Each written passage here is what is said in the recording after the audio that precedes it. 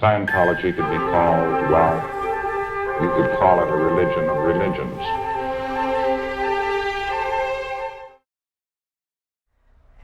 Howdy everybody, and welcome to the Indie Scientology podcast. I'm your host Andy Nolch, the Space Cowboy, and these are closed-door secret briefings about vital information about Scientology and the world, information that you need to know. And today's briefing is part 2 of my Scio facts you need to know. Facts about Scientology and L. Ron Hubbard that you need to know. So this is definitely essential data, important information, and it's quite deep and groundbreaking information. I'm here on a rooftop in Mexico City, which is quite a nice little setup here. So that's, if you heard that background noise, that's an aeroplane flying above, because we're on the path to the airport, which I find quite annoying because I don't like noisy cities and stuff, and I like it to be nice and quiet. But here is a quiet part of Mexico City, which is a pretty big and noisy city. But yeah, this is a good part that I'm in. So you could just listen to this part 2 if you didn't hear the part 1. It's not like they really connect up. It's just me going over all these dot points that I've written down of just interesting information you need to know about Scientology. So here's, I'll start going through it now. LRH had periods of proper depression, and I'm not 100% sure of this, but from looking into his history, it does seem the case where he had periods of like depression, where he would be down, and that would make sense for somebody who was using chemicals, if you know what I mean, because they're sort of up and down, and also someone who's a bit of a nutter, let's put it that way. So it makes sense, but yeah, I think you need to know that. I think we need to know L. Ron Hubbard's mental problems, because when you know about their mental problems, you don't trust them as much, because, you know, being a Scientologist, you just get the good side of L. Ron Hubbard, so your information's highly filtered, and you get this idea that he was just this perfect person, which isn't the case. Scientology and the Apollo ship and the Guardian's office, which later changed its name to the Office of Special Affairs, they actually seemed like they were covers for CIA operations. So the CIA, whenever it wants to do something, they don't wear a t-shirt and jump around saying, oh, we're on a secret mission, we're the CIA. They go into an area and they pretend to be a religious group, or they go into an area and pretend to be a karate group, or they pretend to be an accountant, or they pretend to be a plumber. It's all about putting on fake identities. And the Guardian's office in the Church of Scientology was a fantastic fake identity, because if they got caught doing some little shifty thing in a government in the Mediterranean, well, they were just a bunch of fanatical cult members, and that's what happens. And even though some of them were real CIA agents who were actually using the religion as a cover and collecting information to pass on to the CIA, because they did collect some information for Scientology itself, when they get busted, it just appears as if it's Scientology. And I've done a series of 5 briefings talking about Scientology's connections to the government, and that's a whole other topic. But I think people need to know that seriously, Scientology was a cover for CIA operations going on in the 70s. And L. Ron Hubbard certainly appeared to be a government agent, and, you know, was probably getting paid to do it. Miscavige had something to do with human trafficking, and the church might have been getting paid to do it, or Miscavige might have been getting paid to do it. And this is kind of a continuation on from Hubbard. Maybe Miscavige, when he rose up the ranks in Scientology, maybe at some point he did find out about Scientology's government connections, and he just continued Scientology's government connections, because that's what Scientology was always doing. And I mean, it's not like it wasn't a real religion. I mean, obviously people were getting audited and they were trying to educate the world and stop the usage of drugs and stuff like that. But they still essentially had involvement somewhere with the government. So Miscavige, as he took over the church, he could have just continued some sort of program or something like that, or he could have added on his own programs, because he has a pretty questionable moral character. So some kind of human trafficking was going on, and I don't know the full story. All I know is that's what I know, that some kind of human trafficking was going on. Shelley Miscavige actually found out about it, and Miscavige killed her. That's the honest truth. Shelley Miscavige is dead because Miscavige killed her, and because she found out. I mean, it's really like a mafia, and you get to the top in the music industry or religions or whatever, and they all end up being mafias. So this is what's so cool about investigating Scientology and finding out the truth, is you find out the truth about not just how this religion operated, but how the world really operates. It's such an eye-opener. And the 11 years I've been involved with Scientology, it's just been so worth it with all the stuff I've learned. I mean, I'm just so much wiser.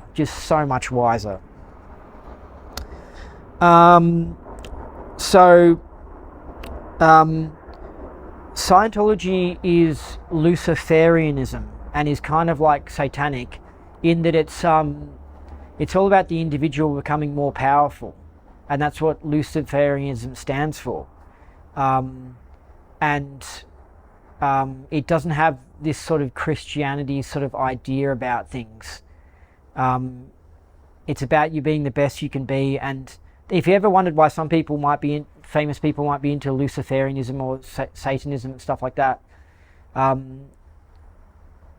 it's because they believe that Christianity suppresses people spiritually, and that God in the Bible was evil, and man should have pride and should try and be the God that he is, and they don't like Christianity because they feel it puts people down. So that's why you might get some strange behavior out of Lady Gaga, because you just don't understand their beliefs. But yeah, Scientology is a part of that, and that's why Hubbard made the OT symbol, similar to Crowley's OT symbol, and Crowley had Selima or something like that, because Crowley was satanic and Luciferian. Lucifer was a Lucifer worshipper and stuff, and Hubbard actually thought that he was the Antichrist. He really believed in it, and he was quite anti-Christian. So maybe that's another point I'll put in here, which if you haven't worked it out yet, that he was very anti-Christian. And nowadays Christianity is a bit more popular, or it's hard to judge Christianity nowadays compared to Christianity in the 50s. It was a whole different world back then. It was like everyone was brainwashed in Christianity, and it was like some sort of thought control system, and it did spiritually dumb people down, and the funky people were the ones who were trying cults and trying ayahuasca and doing all the unusual stuff, and that was looked down upon. And Christianity is like leftism today. Back in the 50s, they didn't have leftism as much, but if you want to get an idea of what Christianity was like, it was having the same effect as leftism has today, where it brainwashes people and controls them and puts them into a matrix. LH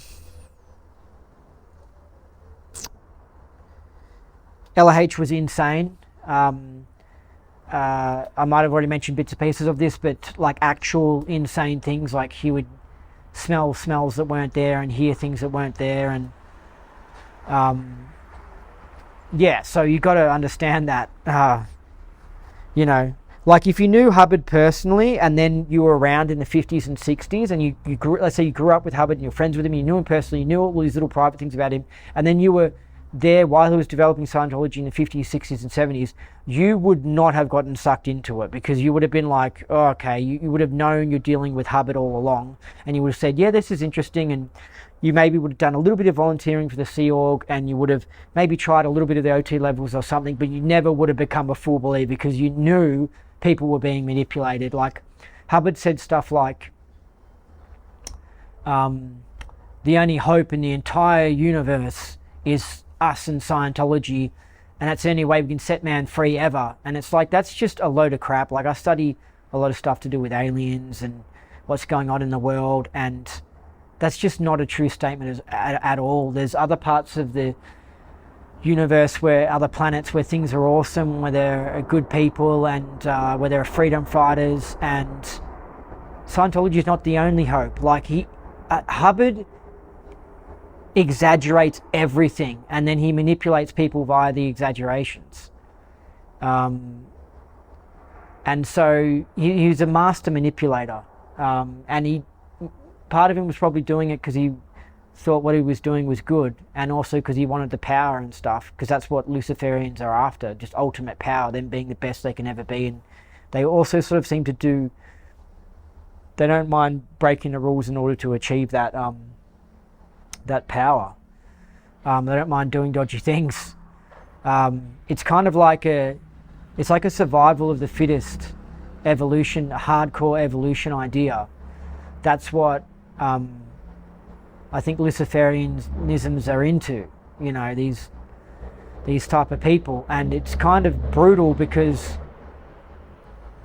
it's very dog eat dog, and it's very like, you got to be the best you can be, and it's okay to smash down your enemies, and it's good to annihilate the weak, and it's like Nietzsche's type ideas.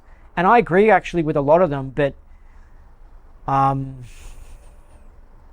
you know, I don't know how far I'm willing to go. Like, am I willing to manipulate people and brainwash them and stuff to be the most powerful? Like, I would love to, you know, everything I want now, that food now, that woman now, that job now, that car now. I mean, that's what ultimately I think the Luciferians are after achieving, that condition of just playing the game of life, and you are just kicking ass. You're kicking goals all the time. I mean, if I think about that, that'll be so cool. I would love that power. That'll be so cool. But am I willing to just do shifty shit to achieve that? Like, you know what I mean? Like lying about, exaggerating what can be achieved with my religion, or, you know, stuff like that. Or whatever business, whatever product you're selling, are you willing to lie like that? You know, it depends on how reasonable you are as a person. How far are you willing to go? You know, I'm probably not willing to go that far to do that sort of dodgy shit. I'm willing to do some dodgy shit, but I'm not willing to. I think I always like to go by the idea of you treat other people how you would like to be treated, you know, and you behave the way you want the world to be. I want taxi drivers not to rip me off, you know. I want people who make religion to make a good religion, not bullshit. So I kind of think I should behave that way. But some of these other people who are, I don't know, have very questionable morals, they're willing to do some dodgy shit in order to achieve this goal of being the ultimate powerful thing. And so that's how you got to judge Hubbard's behavior. He puts the postulate first. Get the postulate at all costs, whatever it takes.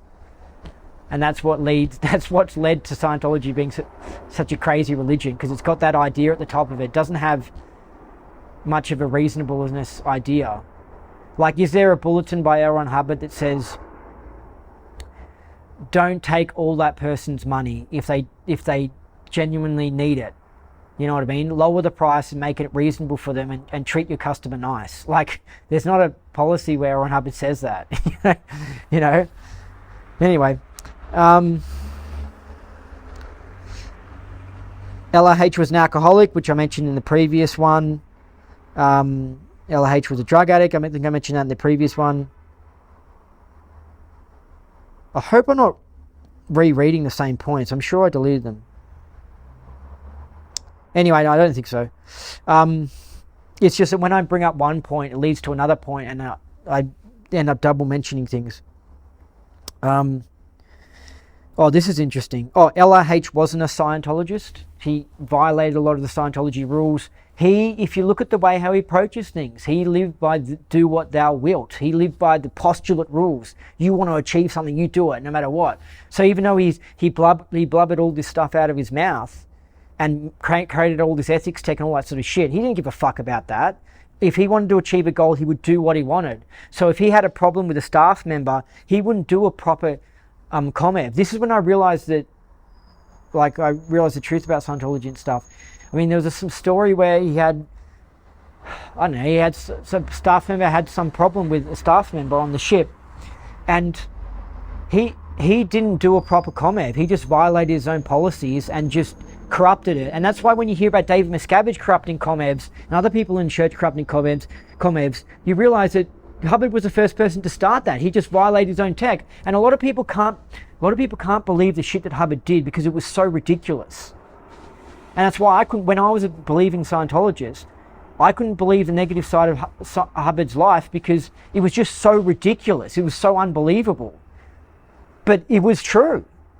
And now I know that some people out there in the world are utterly ridiculous, particularly people who are insane. They are completely ridiculous. They are capable of just the most bizarre, unpredictable behavior, and that's what Hubbard was like. So he would say, you got to follow the policy, you got to do this, got to do that, blah, blah, blah, blah, and have all this passion and create this whole religion where they're all fanatical about following the rules and doing what's right and being honest. But then suddenly he'll just violate all those rules himself. Like he was just so crazy. So yeah, he wasn't a Scio. There was lots of incidents where he just broke the rules. And if you look at his behavior, he's more like a follower of Crowley. Do what thou wilt. That's what seems to be his governing principle in his life. So LRH seemed to have started Scientology after he had a dentist incident with nitrous oxide, and it gave him an out-of-body experience. And I think that blew his mind. Because imagine that. You go to the dentist and they give you something and then you float above your body and you view things during the dental episode.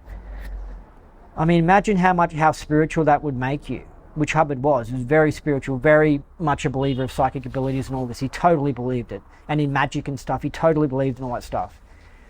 And by the way, I believe in those things as well. But I mean, he really believed it.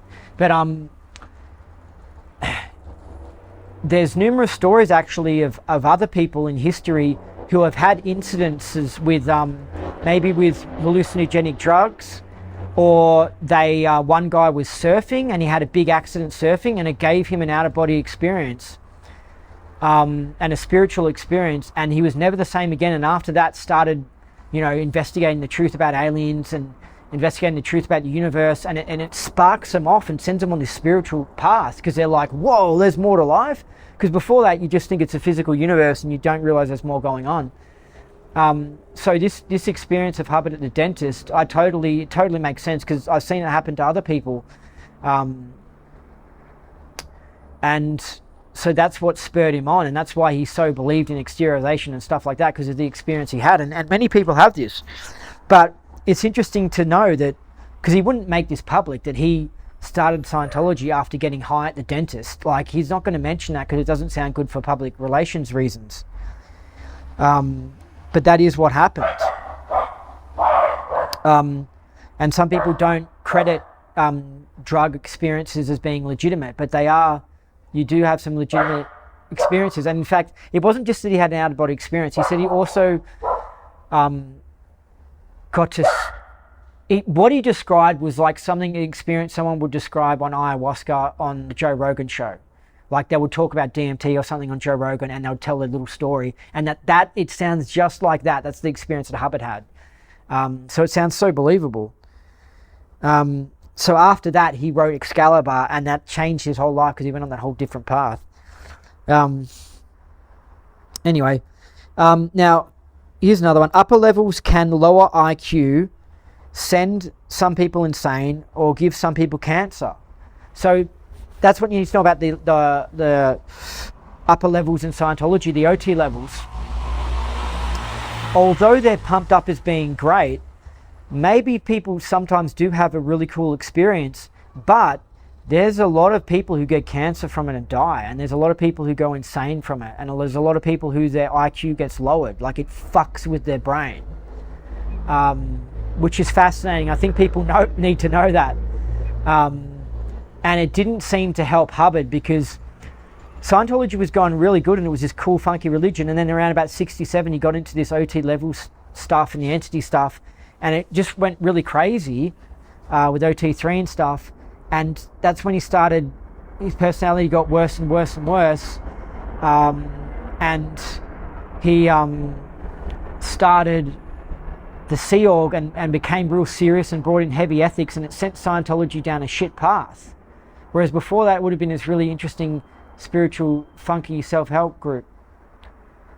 You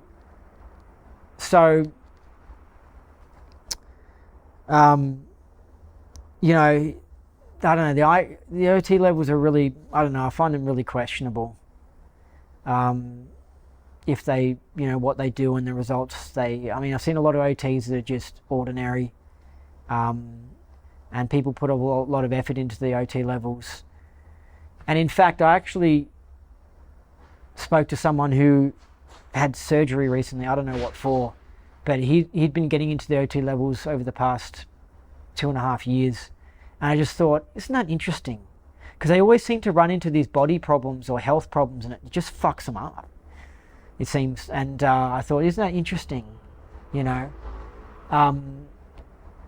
But it's interesting. I mean, I don't know. It's like Scientology seems to get crazier and crazier as you go along. And, you know, I ran into problems in Dianetics because I was like, I'm making up these incidents and stuff. Like, when you ask me the question, I don't have an answer to your question, so I just have to make it up. Because you said it's okay to just make stuff up.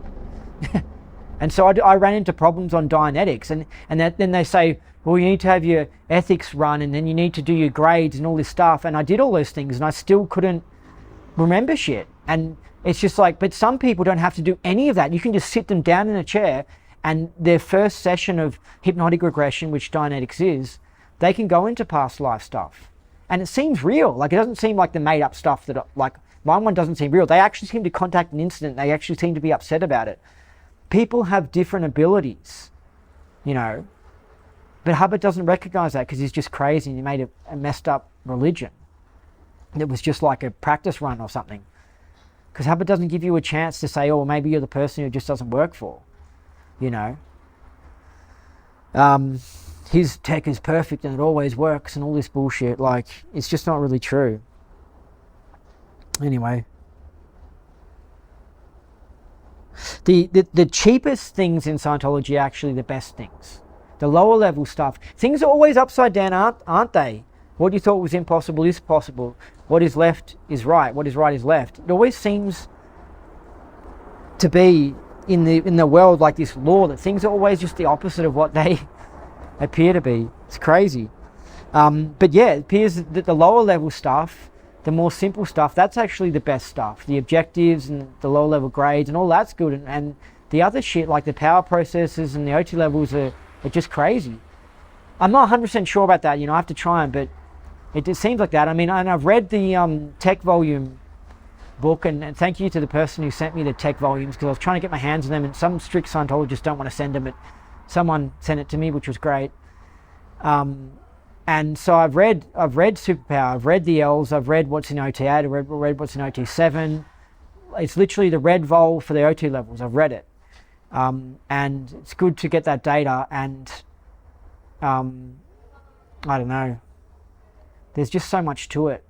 You have to spend so much time on it, and it's pretty weird. And you got to like audit entities, and sometimes you have to audit the entities on their grades, and you have to run into these long correction lists, and an entity can be PDS, and it's like suddenly you have to just dive into this whole realm of entities, and it's so much, and that's why people can do it for years and years and years, and their head's so far up their ass, they're not living their life.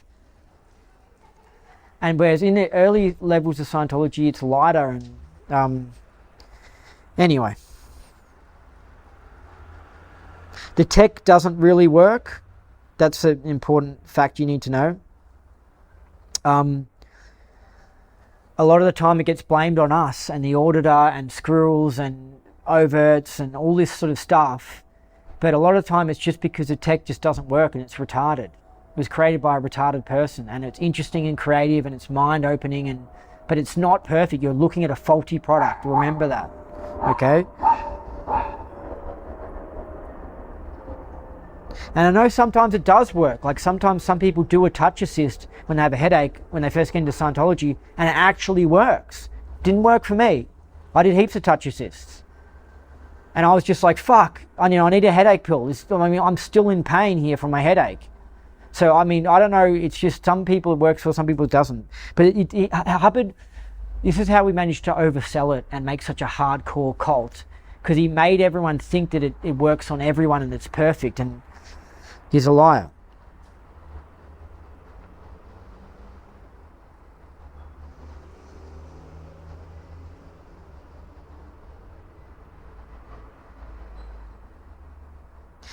It's very possible that LRH broke up the Mission Network, because there was these dramas in the Mission Network in the early 80s where the church came in and David Miscavige was doing it, and they brutally bankrupted the Mission Network and stuffed them up, and Scientology has been quiet ever since. It's never been as busy. It's just gotten quieter and quieter because the Mission Network got new people into Scientology, right? And the church came in and said, you've got to pay us thousands of dollars, and they totally effed them over. And when I first heard about that, I thought it was the government who did it, that it was Miscavige, evil Miscavige, and it seems that it was very possible he was following orders of L. Ron Hubbard. And when I looked into other stuff that L. Ron Hubbard had done in the 70s and the 60s, that he had a history of attacking his own religion and fucking it up. And then I realized, oh my God, the reason why Scientology has problems is because the leader of it has problems. He created these problems. But he would, if there was a certain area with someone he didn't like, he would go in and shut down the mission and stuff it up. And he was actually kind of a bad guy. When I looked at the information, when I was first hearing bits and pieces of the information, I thought he was this really good guy. I was explaining things away, but then when I found out more about the dark side of L. Ron Hubbard, and I was like, oh my God. And then I looked at the evidence that he could have actually broken up the Mission Network, and it's like, yeah, he could have actually done that. Like, that was brutal. Like, imagine you've got this successful Mission Network that's bringing heaps of people in, but because they're not under your control, your full control, you go in and you bankrupt them. You say that you have to pay these huge amounts of fees, or you're going to lose your license or whatever. And a lot of the guys just left. And some of the guys who went along with it lost heaps of money because they had to give it over to Hubbard. But it was just because these missions were people's businesses and they hadn't done anything wrong, and he was legitimately stealing from them. And it was messed up. And then you find out that Hubbard did it because he wanted to come up with some sort of 3-day weekend program like the Werner Erhard program, and that he was going to get people in through that way, so he didn't have to get people in through the missions. And so that's why he was happy to shut down the missions. And so it's like, whoa, that's wild. And then some of the stuff he'd done in the 70s and when he started the Sea Org like went into Scientology orgs that were independent and like just stuffed them up, and he caused a lot of problems. He was causing problems for Yvonne Gilham, and she was like a top Scientologist, and he didn't like other top Scientologists being successful because they would take attention away from him. There was also a moment, which is another fact that people need to know about, and that Hubbard, well, I don't know if it's 100% true, but I heard it, and Hubbard was crying because the audience didn't clap him enough, and he was crying about it. And that sounds like an insane behavior, that he would cry because the audience weren't clapping enough. So yeah, it's just so weird. The whole thing, it's just, whoa. But yeah, whenever you hear about the Mission Network being disbanded, don't blame that all on Miscavige. It's investigate it as much as you want, and I think you come to the conclusion that Hubbard actually might have done it, and Hubbard was fucking crazy. Anyway, LRH let the SP Miscavige rise up in the Church of Scientology, and I don't think he didn't pick him as his successor, but he did pick him as someone to be involved with top management to get stuff done, because Hubbard liked the craziness of Miscavige, like the brutalness of Miscavige. Hubbard helped create Miscavige, and Miscavige, you can tell, was a nutcase. But even before he rose up the top of Scientology, it was in his nature. But Hubbard totally brought that out in him, and I think Miscavige learned a lot from Hubbard. And So LRH is responsible for the shit that Miscavige has done, and then eventually Miscavige just took over from him and killed him. And it's like, wow, that's what you get for hanging out with bloody well Miscavige. LRH, by the way, was an alcoholic in the last few years of his life, and it seems that he'd pretty much given up on Scientology, and he sort of just disconnected from it and was just writing his fiction books and recording songs, and had just sort of given up. And I think by that stage he knew for sure that his tech didn't work. And by the way, he admits that his tech doesn't work in OT8, and that's what I'm going to do my last two briefings on. But in the OT8 bulletin, he goes, I thought that the Purif would create a free being. I thought that the grades would do it. I thought the objectives would do it. I thought OT3 would do it. But they didn't, and now OT8 will do it. And so guess what? I bet you by the mid-80s, he knew that his OT8 didn't do it, and that he'd sort of failed, and it was all retarded, and he just cared about himself, and he seemed quite selfish. And he also seemed to be suppressive and suppressive to his kids. His son committed suicide, and so he wasn't this caring, good father. I mean, he was just crazy, and his son being homosexual actually backs up that Hubbard himself was crazy as well, because homosexuality is a fault in the DNA, and a bit loopy, and so it makes sense that Hubbard would produce a homosexual child, because he himself was talented, very high IQ, but loopy, and faulty DNA and stuff like that. But yeah, his son committed suicide, and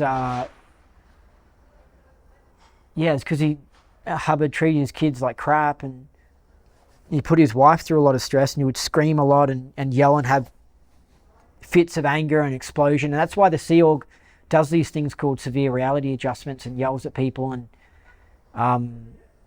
hardcore regging and stuff like that. It honestly came from Hubbard. Like, I remember when I first saw a Sea Org member at the Melbourne Org who was there on a mission, and he was yelling at someone about something, and it was just this. He was from LA area, because that was where they were really hardcore. LA area and Flag. Miscavige, the Seal guy was just screaming, and it was probably about something like getting the pots ready for the opening of the Ideal Org, or he was just screaming, and it was just like, wow, it was the weirdest thing I've ever seen. I was like, that is fucking crazy. That came from Hubbard. Hubbard started that in the late 60s in the Sea Org, and it spread through. And so that's where that came from. That's strange, because if he believed in the Science of Survival book and how you use anger to control people and all that sort of stuff, and how it's not good, if he believed in his own tech, he wouldn't be behaving like that. But he didn't believe in his own tech. He just did whatever he felt like. But it was totally crazy seeing that. And he created that culture. And that anger stays with Sea Org members after the Sea Org. And I think the actual spiritual auditing tech, if they get higher up, it can damage them and stuff. But also, if they don't even do that, just the involvement of being in that high pressure environment and the yelling and the screaming, it can create a person who has anger problems after the Sea Org, after being in the Sea Org, and they're just messed up from it. L. Ron Hubbard was a bit one-one-y. I mentioned that in the previous vid. It seems that to this day, the CIA or the government is still trying to cover up Scientology's connection to the government and the CIA. And that's partially how I found out this big secret about Scientology, which I go to on a series of briefings if you want to hear about it. But it's a really big secret to find out about Scientology. I was like, wow. And now that I know so much more about the world and I've found out this information about Scientology, I'm really not that surprised. And there are political movements that are started by intelligence agencies. There's religions that are started by intelligence agencies. There's groups. It's just how the world works. But when I first found this out, I was like, whoa, that really blew my mind. I was like, no way. But now it's just like, no, that's just how things are. But yeah, it seems like there's government agents in there trying to control the Scientology hate movement, so that they never really expose the truth about Scientology and the government connections. And it seems that they're willing to assassinate people to cover this truth up. And that's why it's not well known. That's why you're just hearing it on this obscure podcast, this small following podcast on the internet, and that's why, because it's a secret. You know, they've kept it from being normalized and from being in the masses. But that's, in case people are wondering, you don't have to believe me or not, but there seriously seems to be CIA and government connection with Scientology, and they're actively covering it up with people like Karen de la Carriere and Jeffrey Augustine. They seem to be government agents. That's so, yeah. He's just a private detective. That's just some probably work he does, but on the side he might do some work for Scientology, or on the side he does some work as a private detective and is really this CIA agent covering these things up. But yeah, this is interesting. Miscavige also murdered his wife's mother as well in the 80s, because his wife's mother became an independent Scientologist, and that wouldn't have helped Miscavige's reputation, and it looked bad. So his mother-in-law, I think it's called mother-in-law, he murdered her. Back in the 80s, she was found with like a shotgun or something. It was just retarded, and Miscavige killed her. And he said something to Jesse Prince, which was a top like Scio guy back then. He goes, "Yeah, that bitch deserved it," or something like that. Like he did it, and then he ends up killing her daughter 20 years later or whatever. It's so typical. LRH was a shit auditor, being crazy as he was, and I'm sure he did some awesome good auditing as well, but he also did some shit auditing, and there were other people out there who were better auditors, people who were more sensible and better at listening. And Hubbard honestly apparently seemed to be, because he had this magnetic power about himself, and people perceived him as being like this Superman. He had this brainwashing effect on people. Like there were like teenage girls going the Beatles, like, oh, the Beatles, oh, like he had that kind of effect on people. So when he audited them, and if they got a win, it was like it was a it was like a hypnotizing thing that was going on. Like he was hypnotizing them, and they were that's how the win occurred. Because you can do positive suggestion hypnotism. You know what I mean? Like you say, oh, you don't want to smoke again, do you? You don't want to smoke ever again, and you come out of it and they're like, oh my God, I don't want to smoke again, or whatever. He almost seemed to have done that kind of auditing on people. And if it looks like he doesn't have any morals, and he's willing to do anything to achieve his postulate, so it would make sense that he would audit people and then try and create miracles, so he can then parade around and go, oh look, I cured this person, and he hypnotized them. That's how he achieved it, you know. But it seems like that is quite possible as to what happened. But yeah, if you listen to the stories and the people who were around Scientology, there were other people who were better auditors than Hubbard, and he wasn't this awesome auditor, and he also didn't write a lot of the tech. A lot of the tech he just stole from other people. So he was more of a shifty admin guy than he was an auditor. Anyway, clear doesn't exist. I think this is probably the biggest point of this video, really. Clear, some people never go clear, and they end up going onto the alternative route, and they kind of get told that they were clear in their past life, or they already went clear when they had this win or whatever, but people never really go clear. And even if you clearly the exaggerated version of clear that he created, I think in book 1 or book 2, I mean, obviously no one's going to achieve that, but even if you say that he exaggerated that and you tone it down, even a lower level version of clear, a more realistic version of clear, even that doesn't quite seem to be achieved. And what happens is that you've got people who are imagining that they're clear, and that's what happens when they go clear. And they might have an out-of-body experience. They might have a cool win from going into a past life. And then that gets, and they might have, like a big win, and they feel great, and then that gets taken as them being clear, but it was just like a win. And that's why you see amongst clear aberrated behavior. Amongst clears, you see them still being reactive. You see them just not acting like they're clear. The reason why is because they never went clear. Clear as a state doesn't exist. And let's say you take someone from off the side of the street and you give them a lot of mental therapy. Obviously, after 6 months or whatever, they've relieved themselves a lot and they're happier.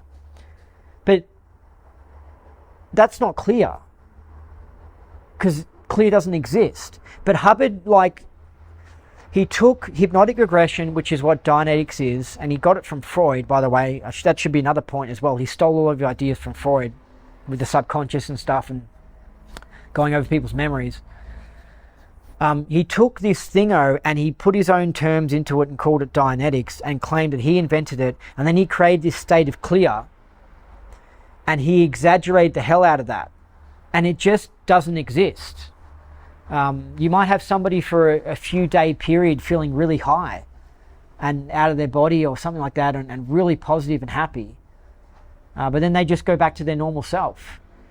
And so if you're a Scientologist, if you're listening to this, and just remember that's a big thing to remember about Scientology. They're working to clear the planet, and clear doesn't even exist. And these people who are thinking that they're clear, their head's just up their ass. They're really imagining it.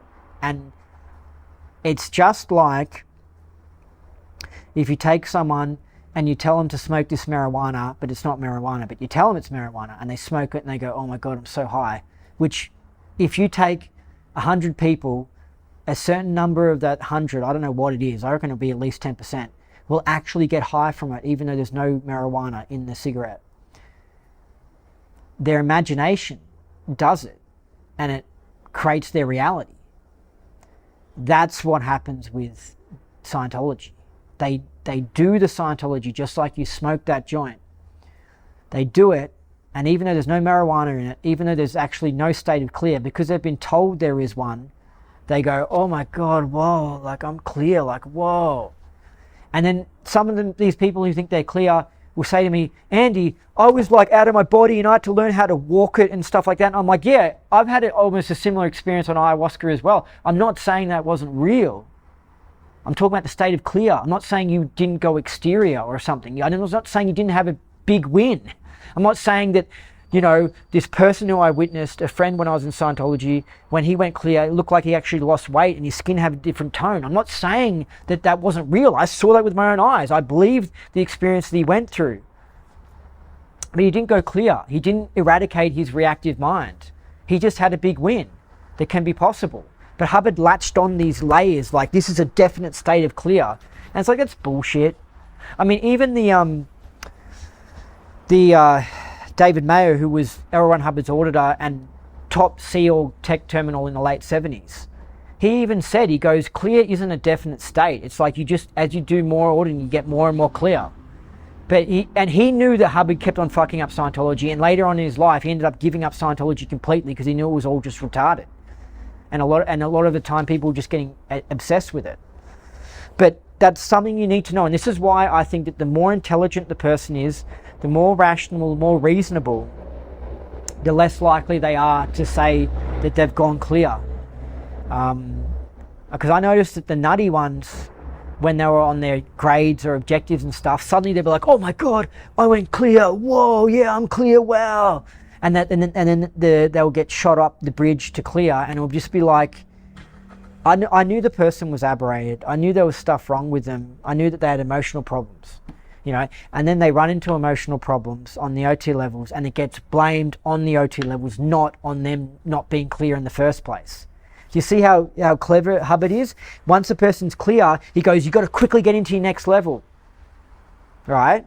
And they do that. They quickly get him into the next level. And then the case problems the person has, which they've always had, which clear never cured, it gets blamed on the OT levels.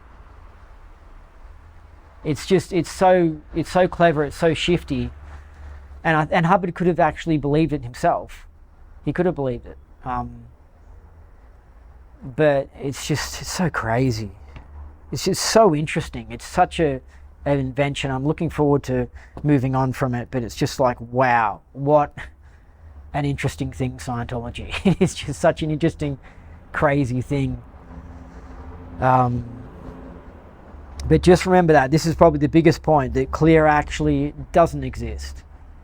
It doesn't exist. I honestly noticed the more nutty the person was, the more they could run past life stuff, because their imagination was just off the rails, and they could just be like, oh yeah, and they just, like if you're around a person who's a mental patient, they'll be like, oh, I hear a voice, and then they'll be like, the plant's talking to me. Oh my God, yeah, the plant's talking to me. And they'll be like, look, the teddy bear said to me, let's go to the shops. And that they think that the teddy bear is talking to them, like, because they're nutty, they're crazy. They go so well on the Scientology because they really run past life incidents better. But the more sensible the person is, the less likely they are to say I'm clear, and the less likely they are to say, oh, I'm in my past life or whatever, and so get into it. And I'm not saying past life incidents don't exist, okay? It's complex. Don't judge me like that, okay? But it's like, I just noticed that in the objectives course room and stuff, that the more nutty they are, the more they say that they're clear, the more they try and skip stuff on the bridge, the easier they are to suddenly go into an incident 1 billion years ago when they blew up a planet, and just comes up in their session. And I'm just like, in my Scientology sessions, that shit doesn't come up. What the fuck? Anyway.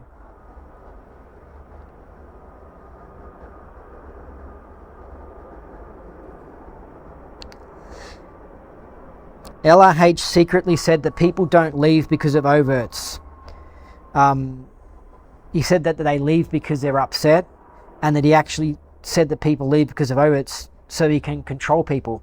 Because what it does is you have to go on, when you want to leave, you have to go through all these checks and stuff, and it all delays the cycle of you leaving, and it helps make you stay, and it makes you feel like you're bad, and people look at you like, oh, that guy's full of overts.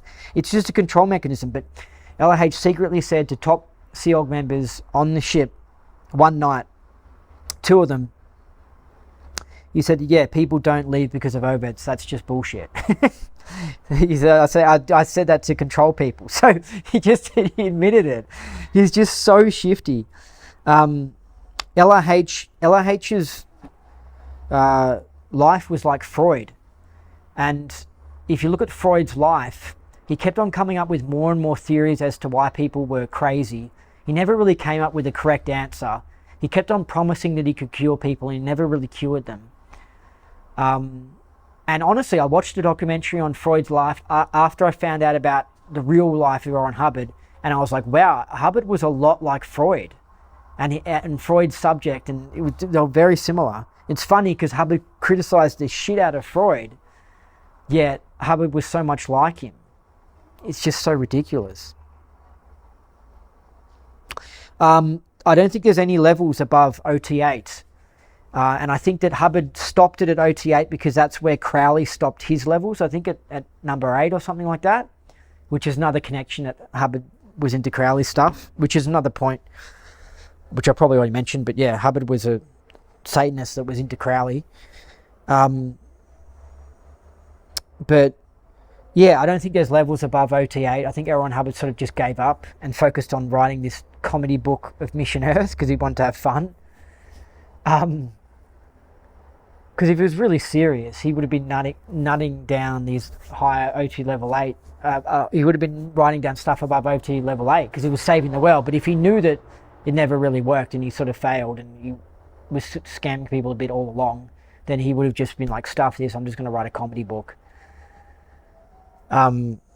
He was also a loafer as well. A lot of the time he was loafing around. He wasn't this dedicated, hard-working Sea Org member. Like, I'm sure he had periods of working really hard, but you hear stories and he was just messing around a lot of time, playing guitar, telling silly stories, staying up late, drinking alcohol, you know. Yeah. But yeah, it seems like there's no levels above OT8. He might have half written stuff down, but what does it matter anyway? I mean, the levels OT8 and below that didn't really work anyway. But yeah, some people, like on the bridge, I think the church's bridge, what does it go up to, like OT20 or something like that? Like, they don't really exist. It's just a scam. And that's also why I think Miscavige hasn't released OT9, because he was promising back in the late 80s to release OT9. He never did, because it doesn't really exist.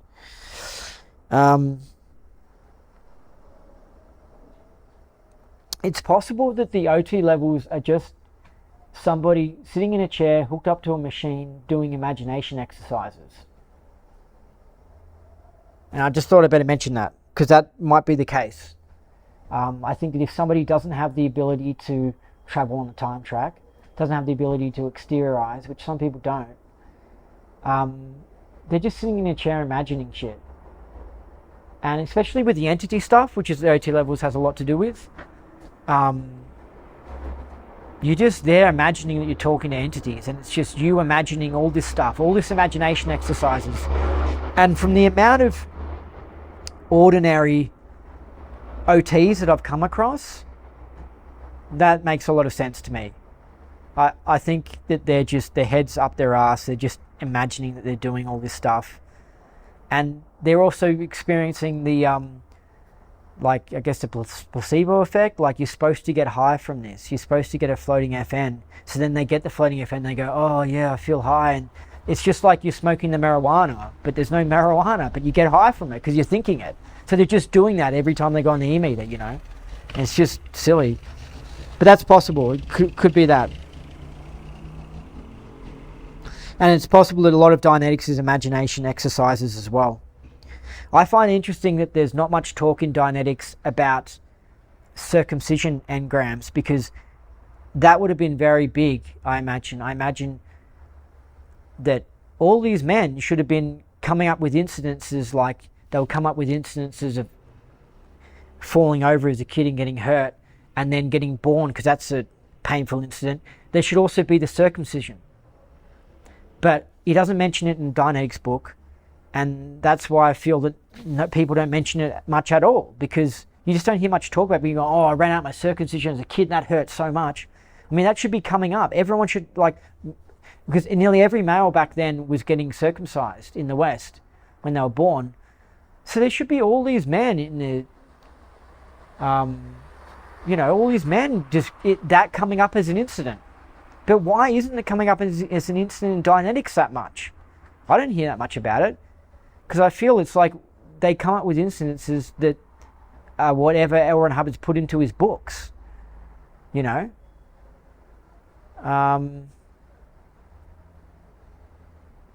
Like blowing up a planet.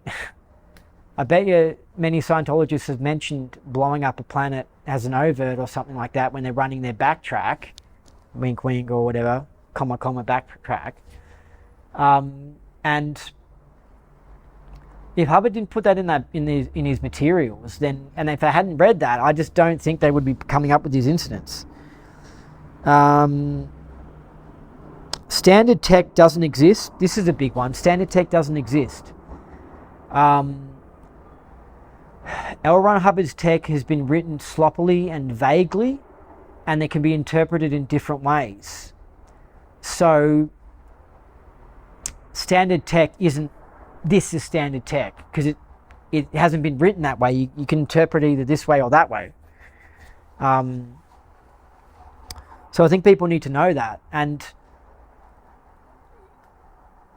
I think Miscavige actually with his golden age of tech 2 might have actually managed to put in standard tech, like as in, it's not the real tech that Hubbard intended, but as in like, this is all the same way that we do it.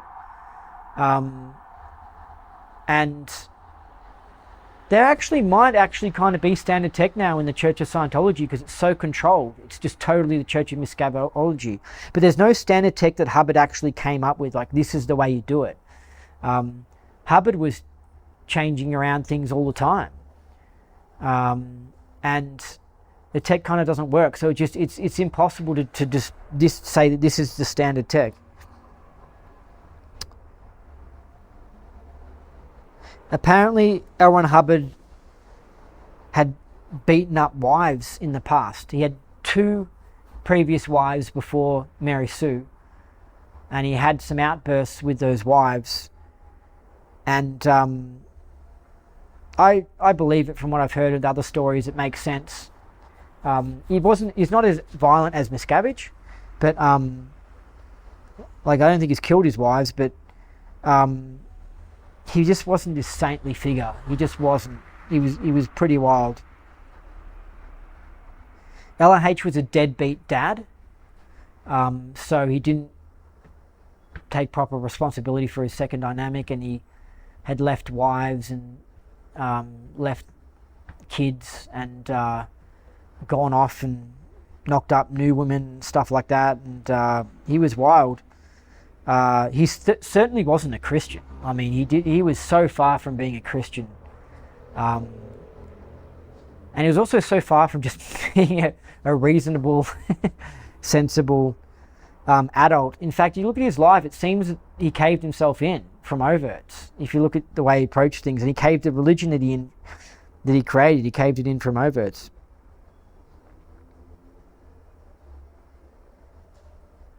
So the last thing I'll say is the truth about Scientology is so disturbing. Well, it's just so wild and mind-blowing that Scientologists just won't believe these 2 briefings that I've done, as their mind shies away from upsetting information. A sensible, responsible, intelligent adult doesn't shy away from negative information. Like if it's bad, then they'll hear it, whether it comes to COVID or if they're a Scientologist when it comes to nasty information about Hubbard or something. But people who are aberrated and degenerates, their mind just goes, no, I don't like that, I don't want to hear that, and they just ignore it. And they continue in their little fantasy land of thinking of L. Ron Hubbard like Santa Claus, like this sort of fake character and fake superhero. So yeah, that's the last thing I'll say.